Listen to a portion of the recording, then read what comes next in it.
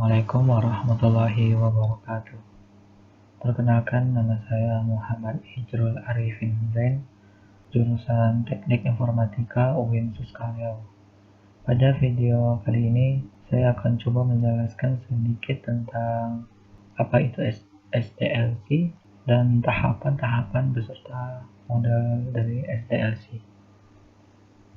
Dalam pengambilan referensi dari pengertian SDLC ini, saya mengambil dari artikelnya Dimas Rizky. SDLC atau System Development Life Cycle adalah proses yang digunakan oleh analisis sistem untuk mengembangkan sistem informasi, mulai dari perencanaan, penentuan kebutuhan, perancangan, validasi, sampai pelatihan dan penyerahan kepada konsumen. Konsep ini pada umumnya merujuk pada sistem komputer dan sistem informasi. Setiap SDLC harus menghasilkan sistem berkualitas tinggi yang memenuhi atau melampaui harapan pelanggan, mencapai penyelesaian dalam waktu dan perkiraan biaya, bekerja secara efektif dan efisien dalam infrastruktur teknologi saat ini, dan direncanakan informasi, dan murah untuk mempertahankan, dan biaya efektif untuk meningkatkan. Jenis metodologi yang digunakan untuk menggambarkan proses untuk membangun sistem informasi dimaksudkan untuk mengembangkan sistem informasi dalam cara yang sangat disengaja, terstruktur, dan metodis, mengulangi setiap tahap siklus hidup. Pengembangan sistem life cycle ini menyediakan kerangka kerja desainer sistem dan pengembang untuk mengikuti rangkai kegiatan, di mana fase-fase pada setiap tahap dari SDLC ini menggunakan hasil sebelumnya. Nah, sebuah pengembangan sistem life cycle ini menganut fase-fase atau tahapan-tahapan yang sangat penting. Yang pertama itu ada planning, kemudian analisis, design, development, implementation, integration dan testing, kemudian terakhir maintenance. Nah, untuk pengambilan referensi untuk tahapan SDLC ini, saya mengambil dari dua artikel. Yang pertama dari Agus Nuri Fadli, kemudian dari Mei Ida Sarah Parwati. Nah, yang pertama planning. Jadi pada tahap planning atau perencanaan ini, di mana kita harus tahu untuk apa sebuah sistem itu harus dibangun. Jadi di tahap awal ini kita mendefinisikan perkiraan kebutuhan sumber daya untuk melakukan pengembangan sistem, seperti tenaga kerja dan dana yang dibutuhkan untuk mengembangkan sistem yang dibuat. Fase ini diperlukan analisa kelayakan dengan mencari data atau melakukan proses information gathering kepada pengguna. Fase ini lebih menekankan pada aspek studi kelayakan pengembang sistem atau feasibility study. Dalam tahap ini juga dilakukan langkah-langkah berupa mendefinisikan masalah, menentukan tujuan sistem, mengidentifikasi kendala-kendala sistem, dan membuat studi kelayakan. Kemudian analisis atau analisa. Tahap analisa adalah sebuah proses investigasi terhadap sistem yang akan dibangun dengan tujuan untuk mendapatkan jawaban mengenai penggunaan sistem, cara kerja sistem, dan waktu penggunaan sistem. Proses investigasi ini dapat meliputi mencari kebutuhan informasi terkait dengan sistem yang akan dibangun.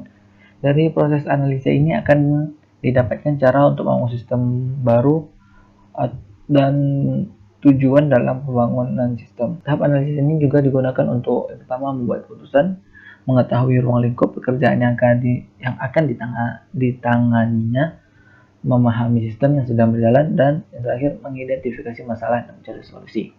Nah, jadi pada tahap analisis ini kita harus mengumpulkan kebutuhan, kemudian dianalisis dan didefinisikan kebutuhan yang harus dipenuhi oleh program yang akan kita bangun. Dan tahapan ini juga harus dikerjakan secara lengkap untuk bisa menghasilkan desain yang lengkap juga. Dan juga tahap analisis ini digunakan untuk membuat keputusan apabila sistem mempunyai masalah yang sudah tidak berfungsi dengan baik, dan analisisnya digunakan untuk memperbaiki sistem. Kemudian juga untuk mengetahui ruang lingkup pekerjaan yang akan ditangani, kemudian memahami sistem yang berjalan, dan kemudian mengidentifikasi masalahnya, kemudian mencari solusi untuk permasalahan sistem tersebut. Kemudian yang ketiga itu adalah desain atau perancangan.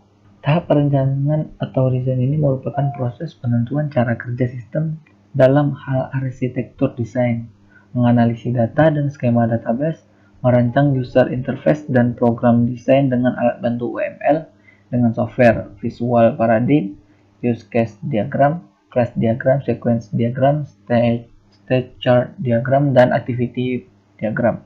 Proses desain akan menerjemahkan syarat kebutuhan ke sebuah perancangan perangkat lunak yang dapat diperkirakan sebelum dibuat coding. Hasil dari proses perancangan ini akan didapatkan spesifikasi sistem. Jadi dalam tahap perancangan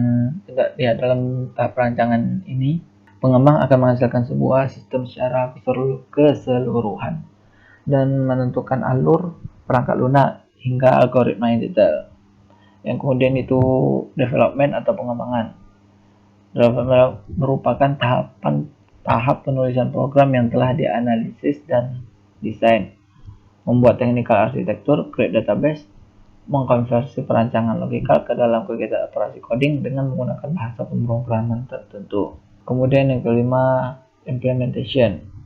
Tahap implementasi adalah proses mengimplementasikan rancangan dari tahap-tahap sebelumnya yang meliputi pembangunan dan pengujian sistem, instalasi sistem, dan rencana dukungan sistem. Dalam implementasi dilakukan aktivitas-aktivitas sebagai berikut.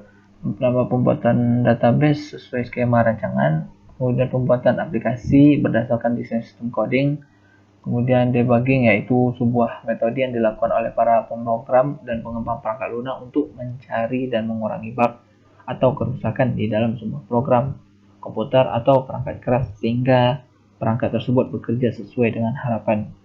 Jadi di tahap implementasi ini di mana seluruh desain diubah menjadi kode-kode program. Kode program yang dihasilkan masih berupa modul-modul yang akan diintegrasikan menjadi sistem yang lengkap. Kemudian itu integrating dan testing atau pengujian.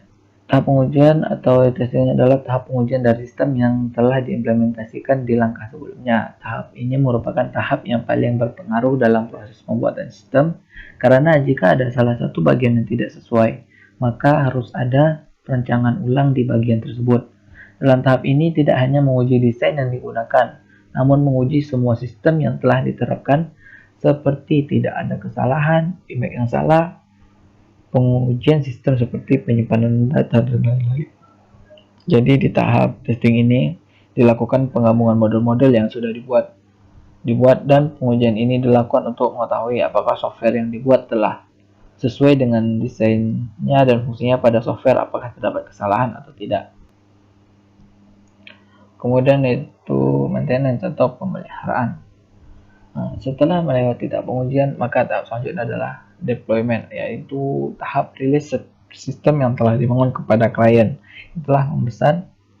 Setelah deployment masuk ke tahap maintenance. Pemeliharaan yang dimaksud adalah untuk menjaga sistem supaya tetap mampu beroperasi secara benar, seperti pemeliharaan data, pembaharuan sistem sesuai kebutuhan baru, serta meningkatkan keamanan data. Nah, selanjutnya itu adalah model-model SDLC. Yang pertama, waterfall SDLC, yang kedua prototype SDLC, kemudian RAD, yang keempat iteratif. Pada pengambilan referensi untuk model SDLC ini saya mengambil dari artikelnya Lydia Nur Hasanah. Yang pertama itu adalah waterfall SDLC.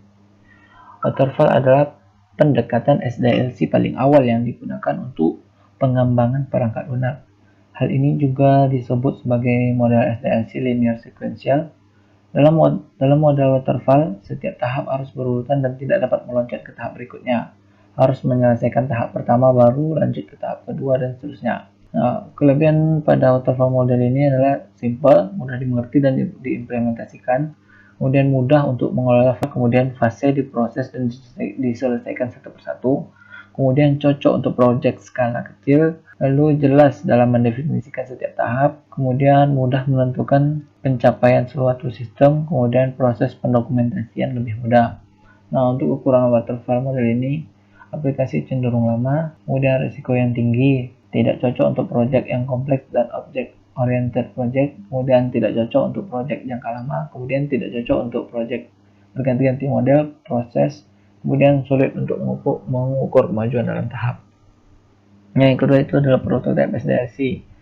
Prototype ini digunakan untuk memungkinkan klien atau user mengevaluasi sistem yang dirancang di awal oleh developer dan mencobanya sebelum diimplementasikan. Hal ini dapat membantu memahami persyaratan pembangunan sistem yang spesifik oleh user dan mungkin belum diimplementasikan oleh developer selama perancangan produk. Nah, untuk kelebihan prototype ini, pertama meningkatnya keterlibatan pengguna dalam produk, kemudian model sistem dibangun di share ke user, kemudian mengurangi waktu dan biaya, kemudian feedback user yang cepat, lalu fungsi yang tidak ada dapat diidentifikasi dengan mudah dan cepat, kemudian fungsi yang membingungkan dapat dihilangkan. Nah, lalu untuk kekurangan prototype ini adalah risiko analisisnya, kemudian pengguna bingung, kemudian upaya yang diinvestasikan dalam membangun prototipe terlalu banyak jika tidak dipantau tepat. Kemudian pengembang dapat mencoba untuk menggunakan kembali prototipe yang ada untuk membangun sistem sebenarnya. Kemudian yang ketiga itu RAD SDLC atau Rapid Application Development, adalah metodologi pengembangan perangkat lunak yang menggunakan penggabungan antara prototipe model dengan iteratif model. Untuk kelebihan RAD itu mudah mengakomodasi perubahan sistem. Kedua, mungkin progress development bisa diukur, kemudian waktu iterasi bisa diperpendek, kemudian mengurangi waktu development, lalu mudah dalam menentukan dasar sistem, kemudian mempermudah feedback customer, kemudian cocok untuk proyek yang waktu pengembangannya lebih pendek. Yang terakhir, cocok untuk sistem yang berbasis komponen dan terukur. Kemudian untuk kekurangan dari RAD ini, utama ketergantungan pada anggota bisnis tim, hanya sistem yang bisa dimodifikasi, kemudian membutuhkan developer atau desainer yang berpengalaman, kemudian ketergantungan pada keterampilan model, kompleksitas manajemen tidak dapat diterapkan pada proyek kecil atau murah. Kemudian untuk iteratif realisasi adalah kombinasi dari kedua desain iteratif dan incremental untuk sebuah development. Selama development lebih dari satu iterasi dari sebuah software development lifecycle. Nah, untuk kelebihan dari iteratif ini, pertama beberapa fungsi dapat dikembangkan dengan cepat, kemudian hasil yang diperoleh secara berkala, kemajuan sebuah sistem dapat diukur, kemudian development software mudah direncanakan, kemudian biaya yang dikeluarkan sangat kecil, kemudian testing dan debugging selama proses iterasi lebih mudah, kemudian analisis risiko yang lebih baik, kemudian mendukung perubahan requirement, kemudian waktu operasional yang lebih singkat, dan yang terakhir cocok untuk proyek yang besar. Nah, untuk kekurangan dari iteratif ini, pertama membutuhkan resource yang cukup banyak, kemudian meski biaya perubahan rendah, tetapi sangat tidak cocok untuk mengubah persyaratan. Kemudian memerlukan perhatian manajemen, lalu permasalahan sistem arsitektur dan desain mungkin akan timbul karena tidak semua persyaratan ditentukan di awal pengembangan sistem, kemudian tidak cocok untuk proyek kecil, lalu kompleksitas manajemen, dan yang terakhir membutuhkan tenaga ahli untuk analisis risiko yang timbul. Nah, mungkin hanya sekian untuk video kali ini, lebih kurangnya mohon maaf. Assalamualaikum warahmatullahi wabarakatuh.